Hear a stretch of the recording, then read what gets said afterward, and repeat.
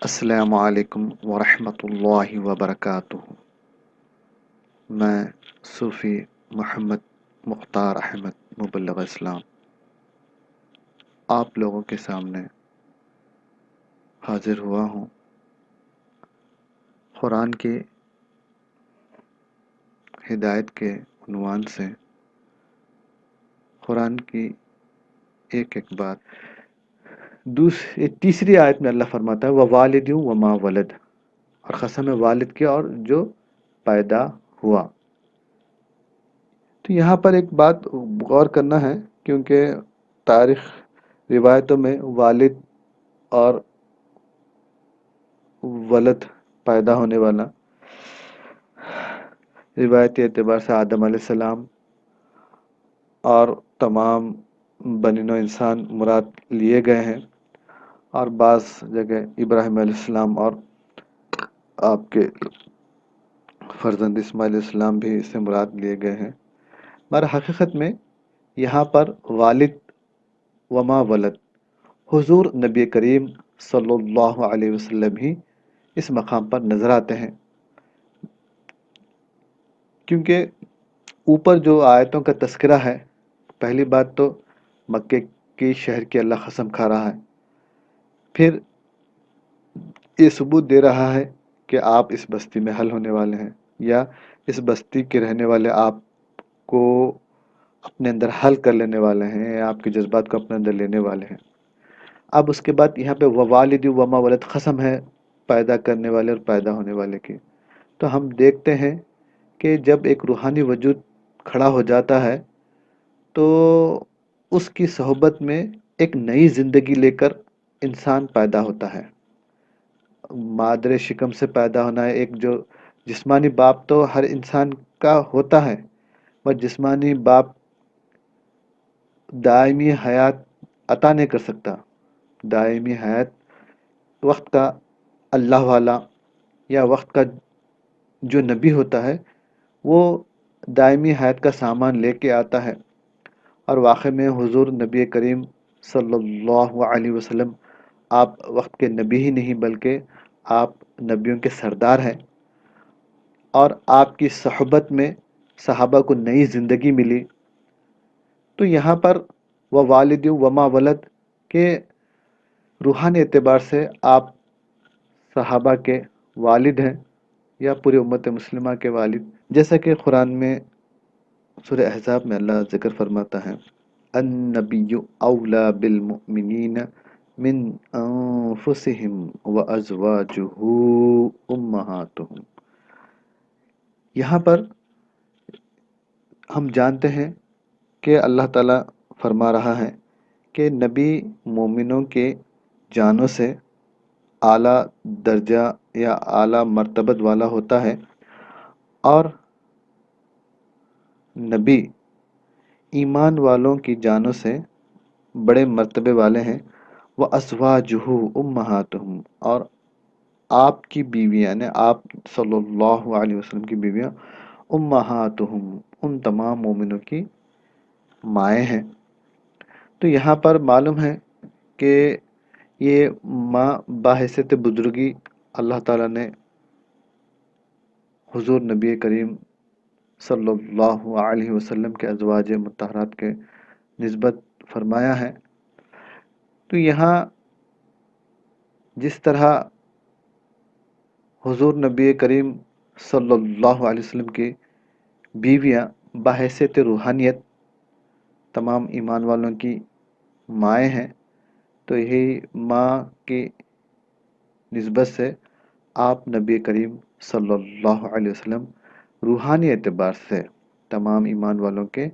باپ کی حیثیت یا باپ کے درجے مقام مرتبت والے ہیں، بلکہ روحانی باپ ہونے کے اعتبار سے تو جسمانی باپ سے بھی آپ کا مقام مرتبہ اعلیٰ اور بالا ہے۔ تو یہاں پر ووالد وما ولد، ایک تو حضور نبی کریم صلی اللہ علیہ وسلم کی، اور پھر آپ کی صحبت میں جو آپ کا روحانی بچہ بن جائے، یعنی آپ پر ایمان لا کر آپ کے اوصاف کو اپنے اندر پیدا کر لے،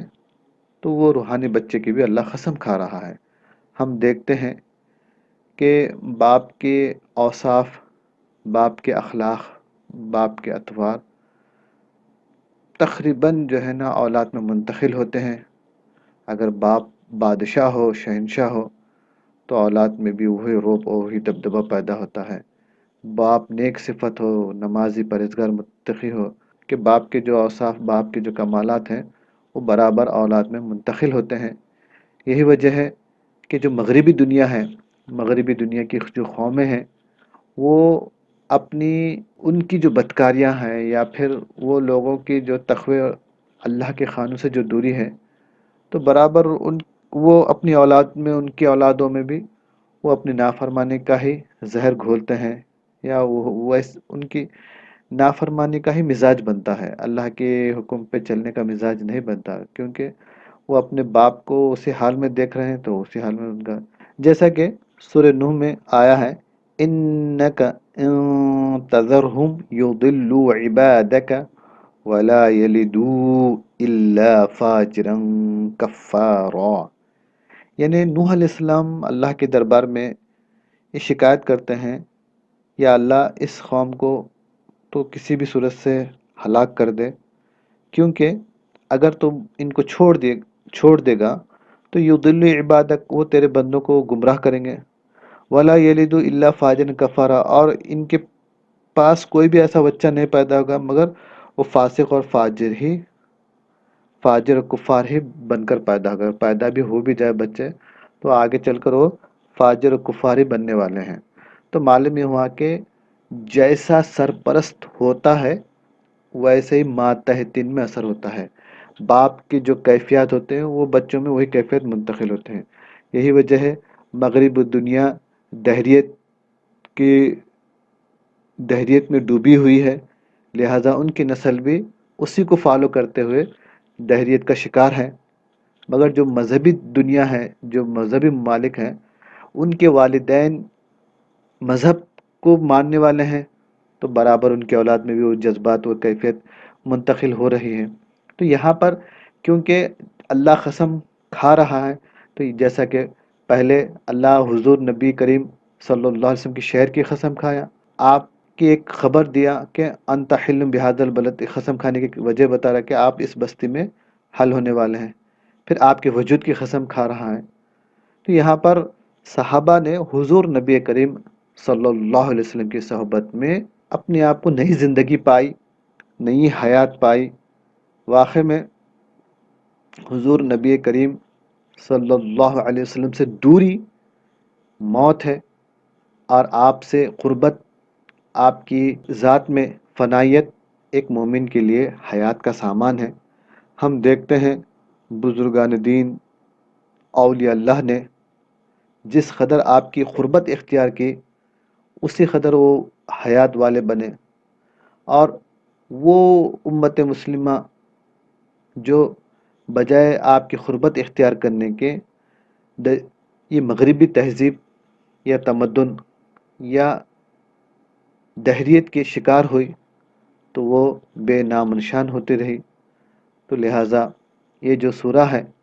اس سورہ کی چند آیتیں جو آپ لوگوں کے سامنے رکھی گئی ہیں، کہ اللہ تعالیٰ پہلے تو لا اقسم بہذا البلد، نہیں میں قسم کھاتا ہوں اس شہر کی، وانت حل بہذا البلد، آپ اس شہر میں ضرور حل ہو جانے والے ہیں، یا پھر اس بستی کے رہنے والے آپ کو اپنے اندر ضم کر لینے والے ہیں۔ ووالد وما ولد، یہاں پر جو آپ باحثیت والد ہیں، لہذا میں آپ کی بھی قسم کھا رہا ہوں، وما ولد، اور آپ کی صحبت میں جن جن کو حیات ملتی رہے گی، دائمی حیات کا سامان ملتا رہے گا، ان کی بھی میں قسم کھا رہا ہوں۔